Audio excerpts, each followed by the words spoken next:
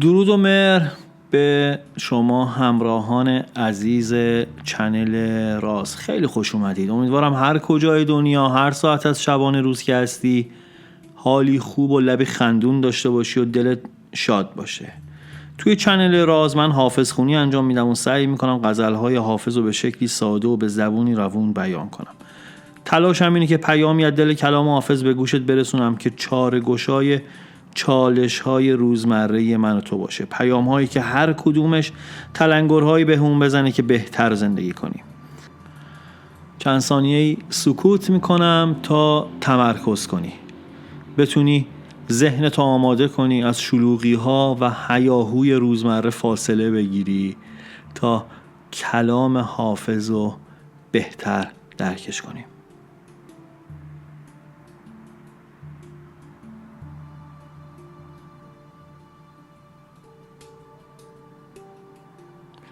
خب اگر آماده ای بریم سراغ غزل 494 از حافظ شیرازی که میگه: ای دل گر از آن چاه زنخدان به درایی، هر جا که روی زود پشیمان به درایی.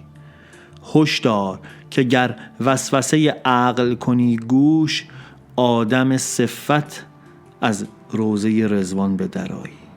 شاید که به آبی فلکت دست نگیرد، گر تشنه لب از چشمه حیوان به درایی. جان میدهم از حسرت دیدار تو چون صبح، باشد که چو خورشید درخشان به درایی. چندان چو صبا بر تو گمارم دم همت، که از غنچه گل خرم و خندان به درایی. در تیره شب هجر تو جانم به لب آمد، وقت است که همچون مه تابان به درایی. بر ره گذرت بسته ام از دیده 200 جوی، تا بو که تو چون سرو خرامان به درایی.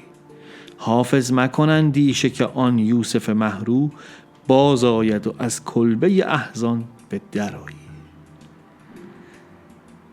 به به به این 8 بیتی از لسان و غیب حافظ شیرازی. بریم یه کوچولو از تاریخچش بگم و بعد بریم سراغ چند تا از بیت‌های مهمش و پیام کلی این غزل.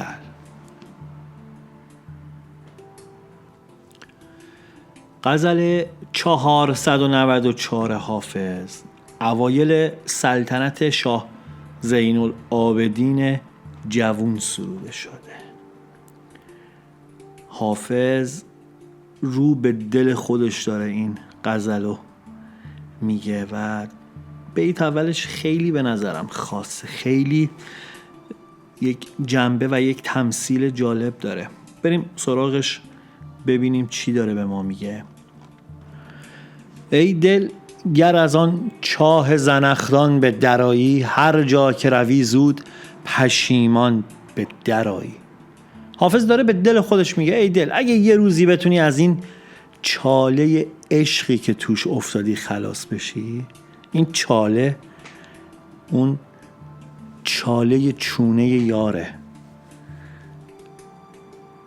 میگه اگر بتونی قیدشو بزنی، یعنی قید اون عشق اون نفر رو بزنی، بدون هر جا که بری آخرش پشیمون میشی.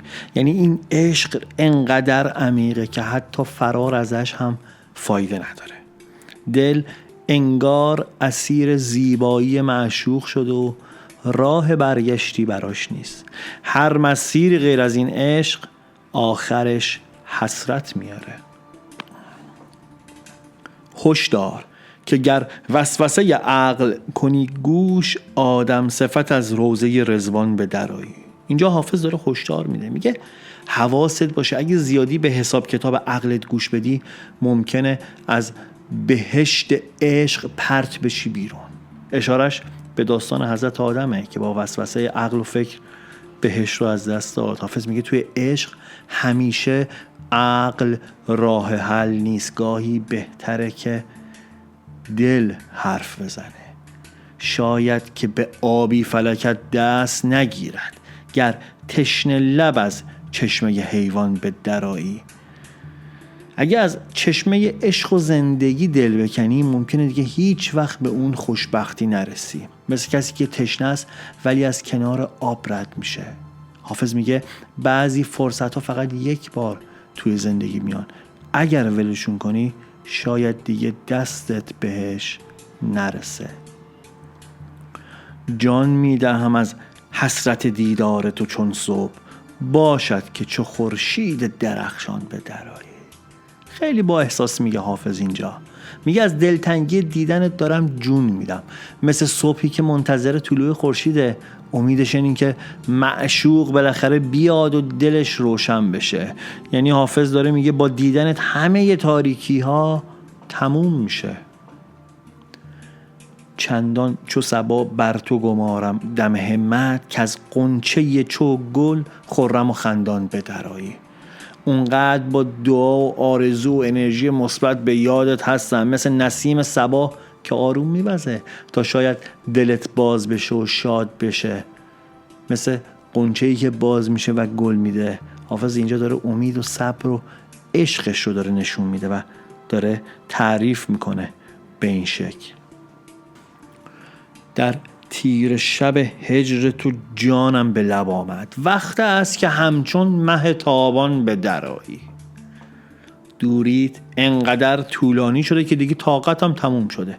شب جدایی خیلی تاریک و خفه کننده است، دیگه وقتشه که برگردی. مثل ماهی که توی شب تاریک نور میده، میگه با اومدن دل عاشق آروم میشه. دیدی بعضی موقع تمام تلاشتو کردی، تمام زحمتتو کشیدی برای کسی، یاری، دلی، هدفی، دیگه تمام زحماتو کشیدی، دیگه فقط اون وقت وصاله که آرومت میکنه، دیگه تب و تاب نداری. حافظ اینجوری داره یارشو صدا میزنه، اون بختشو داره از خدا میخواد و داره اینجا برای من و تو تعریف میکنه. بر ره گذرت بستم از دیده تو صد جوی، تابو که تو چون سرو خرامان به درآیی.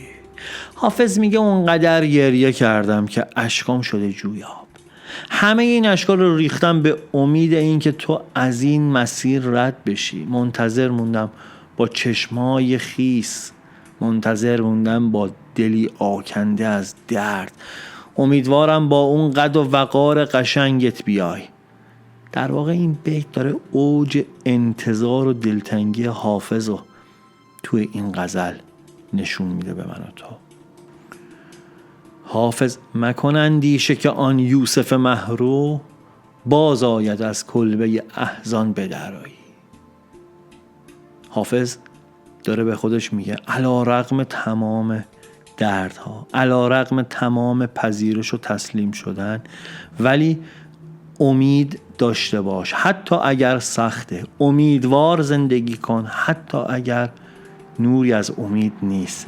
و در کل داره به من و تو میگه که انسان با امید زنده است و بازی رو ادامه بده.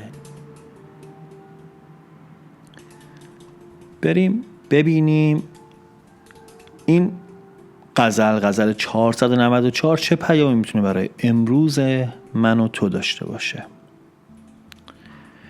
حافظ میگه بعضی وقتا توی زندگی سر یه دوراهی مهم آدم گیر میکنه، بین دلش و عقلش، بین موندن و رفتن، بین ادامه دادن یک راه سخت یا رها کردنش. حافظ اصلا نمیخواد بگه هرچی عقل بگه بده یا احساس همیشه درست میگه، بلکه داره هشدار میده که وقتی پای عشق، علاقه عمیق یا یک انتخاب خیلی مهم وسطه، تصمیم‌های کاملا خشک و حسابگرانه میتونه آدمو از چیزی که واقعا بهش معنا میده دور کنه.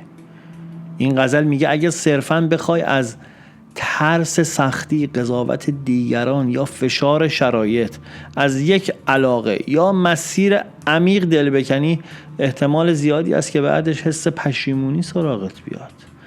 نه به این خاطر که انتخاب دیگه الزاماً بد بوده، بلکه چون اون انتخاب با درونت هماهنگ نبوده. حافظ داره از تجربه انسانی حرف میزنه، از اینکه دل آدم بعضی وقتها چیزهایی رو میفهمه که عقل دیرتر بهش میرسه. از یه طرف دیگه غزل به صبر و تحمل هم داره اشاره میکنه، میگه دوره هایی توی زندگی هست که مثل شب تاریکه، پر از انتظار بلا تکلیفی و خستگی روح، واسه همه پیش اومده.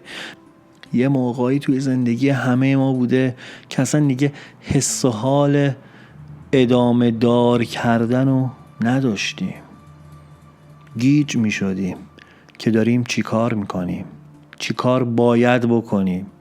توی این موقعیت ها آدم فکر میکنه دیگه طاقتش تموم شده، ولی واقعیت اینه که خیلی وقتا تغییر دقیقاً بعد از همین دوره های سخت اتفاق میفته، نه به شکل معجزه ها بلکه به شکل رشد، پختگی یا روشن‌تر شدن دید آدم.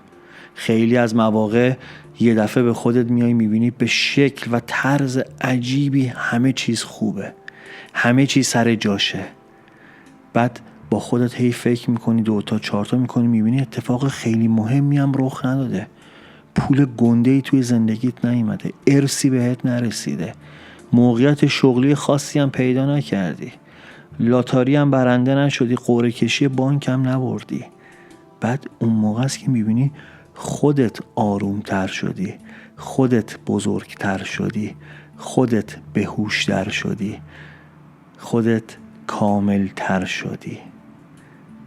این به اون معنا نیست که ما خودمون رو میخوایم گول بزنیم این یعنی این که به اون درک پذیرش و نقطه تسلیم رسیدیم. پیام مهم دیگه این غزل اینه که امید داشتن الزاماً ساده‌لوحی نیست. امید یعنی این که آدم تسلیم ناامیدی نشه و بدون هیچ وضعیتی همیشگی نیست. حافظ از انتظار کور حرف نمیزنه، از ایستادگی و ادامه دادن با آگاهی حرف میزنه. اینکه تو مسیرت بمونی، فکر کنی، یاد بگیری و اجازه ندی سختی‌ها هویت تو ازت بگیرن. در مجموع این غزل بیشتر یک تلنگره تا یک وعده. بهت نمیگه حتما فلان اتفاق میفته یا فلان شخص برمیگرده، میگه خودت رو بهتر بشناس، بدون چرا داری یه راهی رو میری، تصمیمات رو فقط از سر ترس یا فشار نگیر. اگه راهی رو با شناخت، صبر، صداقت با خودت انتخاب کنی، حتی اگر سخت باشه، آخرش حس بهتری بهت میده. گاهی لازم نیست فوراً از چیزی بیرون بیای فقط چون بقیه میگن گیر افتادی. بعضی مسیرها عمیقن، نه اشتباه. اگه جایی موندی که داره ازت صبر، رشد و شناخت میگیره، شاید اونجا زندان نباشه، شاید یک مرحله است. به خودت فرصت بده بفهمی چی از این موندن یاد میگیری، نه اینکه با عجله قضاوتش کنی. همه رفتنها نجات نیستن و همه موندنها شکست. پس روشن شدن فقط بعد از تحمل تاریکی اتفاق میفته. این بود پیام امروز. نه برای تصمیم عجله کن، نه حرف دلت رو نادیده بگی. بذار معنی شعر آروم آروم توی ذهنت بشینه. اگه باهاش ارتباط گرفتی خوشحال میشم کنارم بمونی تا پیام بعدی از لسان و غیب حافظ شیرازی. من به صد خواهش و منت ز خدا خواستم که در این ساعت خیر مرغ آمین به سراغت آید و دعایی که تو بر لب داری به اجابت ببرد. پوینده باشی و پایدار.